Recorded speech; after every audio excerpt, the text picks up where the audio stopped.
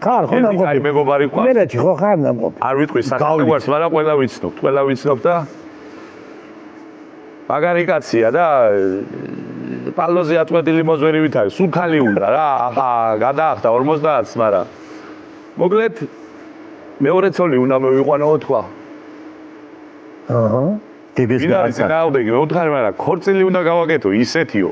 პირველზე ორჯერ დიდიო და პირველი ცოლი გულზე უნდა გავხეთქო. ისეთ ქორწილი უნდა გავაკეთო. ხო და შენ ამოდი ერთიო ჩემთანო დაჩაზე იყო და სიას გადამიხედო არავინ გამომრჩესო. ბიჭო 500 კაცს ეწერია, დანომრილია. რო გადავხედე. ხო ახლა შინაური ხარო და მე რა გიშლის ხელს ერთი კაი შაბათი დავნიშნოთ მეუთხარი და ბიჭო ხელს ამიშლისო და გეტყვიო ახლა მას სახალხოთ ვერ ვიტყვიო. მოგლეთო 500 კაციანი მაგარი პურმარილი ჯდებაო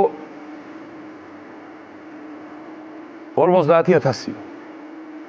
მე ახლა 35-ო უყრი თავსო ჩემი სახსრებითო და საშუალებებითო და 15000-ში ვიჭედებიო ფინანსურად.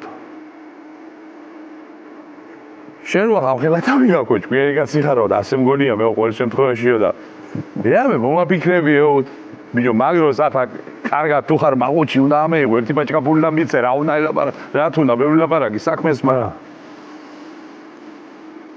დავფიქრდი ახლა მე და ის ისეთი უხერი არისო სიტყვაზე ხელს არიღობს ჯიბეში და წარეთქმა იცის ხოლმე ისეთ სიტყვის რომ ხალხს ხოცავს იცილი და მეთქი მახეს არაფერს მიგებდეს თქო კი და დავფიქრდი ახლა და ჩავჩერები ვარ თვალებში მართლა მეუბნებით ხო და მართლა გეუბნებიო შენ ამდე იზლის ხარ თქო მეუთხარ კი ვარ 56 ახლა მეო ის საცოლე მეუთხარი 53-მდე ისიც არისო